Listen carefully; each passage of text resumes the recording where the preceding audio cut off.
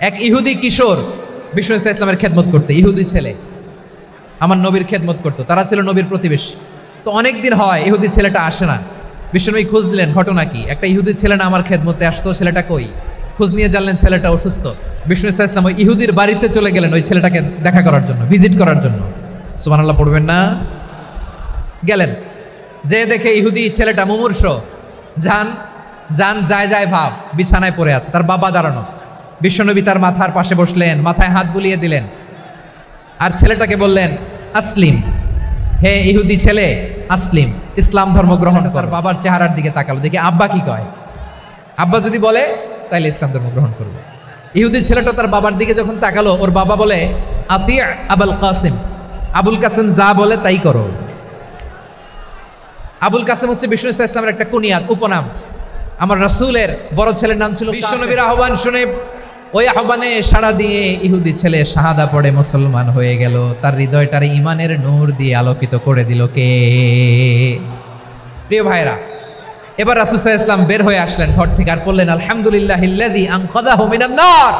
প্রশংসা সে আল্লাহর, যে আল্লাহ জাহান্নামে চলে যাচ্ছিল প্রায় এমন একটা লোককে মুহূর্তের মধ্যে কালেমায়ে শাহাদাতের বদৌলতে জান্নাতি বানায় দিলেন। আওয়াজ করে পড়েন সুবহানাল্লাহ। ইহুদির বাড়িতে গেলেন, ইহুদির বাড়ি, আর আমার মুসলমান ভাই আমার কাফের বলে, এরকম আছে না নাই? মুসলিমরা দেখতে পারে না, সহ্য করতে পারে। বিষ্ণু ইসলাম ইহুদির বাড়িতে গেলেন, এটা একটা শিক্ষা। আরেকটা শিক্ষা হলো, আমার যে সমস্ত হিন্দু ভাইয়েরা মুসলিম হয়েছ, তোমাদের মা বাবা এখনো মুসলমান হয় নাই, তাদের সাথে ভালো আচরণ করতে হবে। আপনাদের খেদমত নিজে করতে হবে, অথবা খেদমতের ব্যবস্থা করাই দিতে হবে। মান্থলি যে খরচ লাগে এটা দিতে হবে। আরে তুমি এখন মুসলিম, তোমার মা বাবা হিন্দু, এখনই তো সুযোগ ইসলামের সৌন্দর্য দেখানো। এখন মা বাবা যদি দেখে, আরে এটা হিন্দু থাকতে তো বদমাইশ ছিল, বেয়াদব ছিল, কি এমন ধর্ম সে গ্রহণ করলো যেটা গ্রহণের সাথে সাথে সে পাল্টে গেল?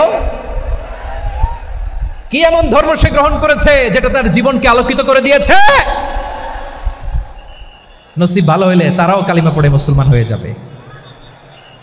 বিষ্ণু ইসলামের স্ত্রীর নাম ছিল আয়েশা রাদিয়াল্লাহু তাআলা আনহা, আবু বকর রাদিয়াল্লাহু তাআলা আনহুর মেয়ে। আবু বকর রাদিয়াল্লাহু তাআলা আনহুর আরেক মেয়ের নাম হচ্ছে আসমা। কি নাম? দুজনই আবু বকর রাদিয়াল্লাহু তাআলা আনহুর মেয়ে, আসমা আর আয়েশা। নাম দুইটা কেমন লাগে? আসমা নামটা কেমন লাগে? আয়েশা নামটা কেমন লাগে? সবার ভালো লাগে নাই? নাম দুটো আপনাদের ভালো লাগে?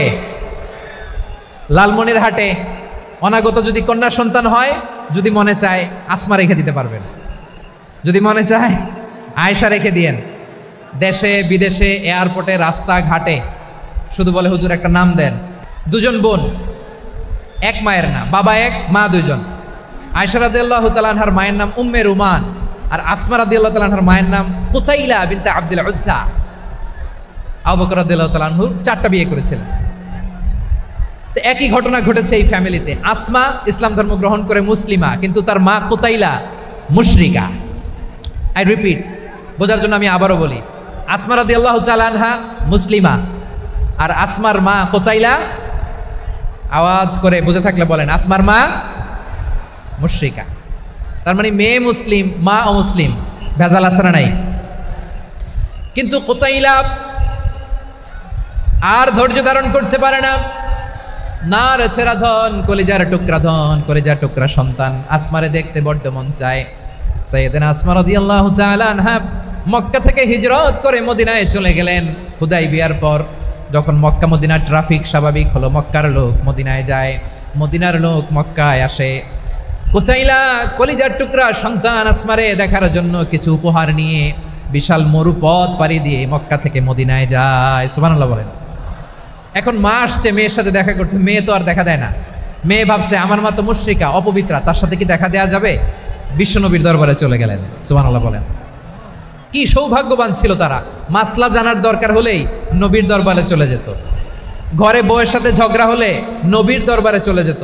অনেক সাহাবী বলে, আমার পেটে ক্ষুধা লাগলো আমি নবীর কাছে চলে যেতাম, কারণ নবীর চেহারার দিকে তাকালেই আমার পেটের ক্ষুধা মিটে যেত। বিশ্বনবীর কাছে চলে গেলেন, যে বললেন, ইয়া রাসূলুল্লাহ, হে ইয়া হাবিবাল্লাহ, ইন্না উম্মি কাদিমাতুন ইলাইয়া ওয়া হিয়া রাগিবা।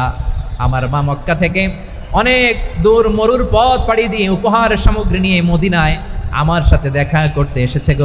আমি আমার মায়ের সাথে সদাচরণ করতাম গো নবী, এখন আমি মুসলিমা, মা মুশরিকা, এখনো কি আগের মতো সদাচরণ করতে পারবো নাকি? বিশ্বনবী বললেন, নাম সিলিহা, হ্যাঁ রে আসমা, অবশ্যই অবশ্যই, আগে ঠিক যেমন তুমি তোমার মায়ের সাথে ভালো আচরণ করতে, এখনো তেমনি আগের মতো ভালো আচরণ করবা। আওয়াজ করে পড়েন সুবহানাল্লাহ। কি ইসলাম আমরা পেয়েছি! কত ব্রড মাইন্ডেড আমাদের ইসলাম, কত ওপেন মাইন্ডেড ইসলাম, কত ওপেন আপ করতে পারে, চিন্তা করতে পারেন? বিষ্ণু বললেন, হ্যাঁ অবশ্যই, নাম সুলিহা, আগে যেমনি ভালো আচরণ করছো আসমা, এখন ওইরকমই করো, পারলে আরো বাড়াই করো। সুবহানাল্লাহ বলেন। তাহলে আমার যে হিন্দু ভাইয়েরা, হিন্দু বোনেরা, ইমানের বদৌলতে দৌলতে আপনি ধন্য হয়েছেন, আপনার আম্মা আব্বা এখনো মুসলমান হয় নাই, তাদের জন্য দোয়া করেন, তাদের জন্য দোয়া করেন, আল্লাহ যেন তাদেরকেও ইমানের দৌলত দান করে। ইহুদির প্রশংসা করেছেন বিশ্বনবী। ইহুদির কার? কার? আমি তো আমার ভাইয়ের প্রশংসা করি না, আমি তো এক আলেম আরেক আলেমরে স্পেস দেই না, আমি তো এক দায়ী আরেক দায়ীর সাথে বসতে চাই না। আমার নবী ইহুদির প্রশংসা করে। কার প্রশংসা? ওই ইহুদির নাম ছিল মুখাইরেক, সিরাত গ্রন্থ ঘাটলে পাবেন। তিনি বলেছেন, মুখাইরেক খাইরু ইয়াহুদ, মুখাইরেক is the best of the Jews, জুইশদের মধ্যে সে সবচেয়ে ভালো। কেন প্রশংসা করলেন তার? এর কারণ মদিনা চার্টারে কথা ছিল সব ধর্মের মুসলিম মুশরিক ইহুদিরা মিলে মদিনাকে রক্ষা করবে। কিন্তু তৃতীয় হিজরিতে যখন উহুদের যুদ্ধ শুরু হলো, সবার কথা ছিল যেই আক্রমণ করে আমরা মদিনাকে বাঁচাবো। কোন শহরকে বাঁচাবো? মদিনাকে। কিন্তু কুরাইশরা যখন অ্যাটাক করলো, ইহুদিরা আর আসে না, ইহুদিরা আর বেরোয় না। বিষ্ণু বললেন, ওহে ইহুদিরা, তোমরা না চুক্তি করলে আমার সাথে যে মদিনা বাঁচাতে সবাই ঝাঁপিয়ে পড়বো, আসো। একটা ইহুদিও বেরোয় না, কেউ আসে নাই সেদিন, একজন ছাড়া, তার নাম মুখাইরেক। তার নাম কি? মুখাইরেক বাহাদুরের মতো ঘোড়সাওয়ার হয়ে বেরিয়ে গেলেন এবং বললেন, গোটা ইহুদি সাম্রাজ্যের একজনও যদি না আসে, আমি মুখাইরেককে কেউ ঘরে আটকে রাখতে পারবে না।